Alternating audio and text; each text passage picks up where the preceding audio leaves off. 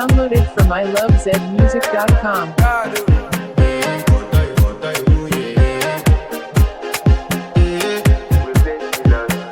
I want to flex my love, I want to impress, and I want to carry my love away to a place she loves. I'm a man, I want to impress, and I want to carry my love away to a place she loves.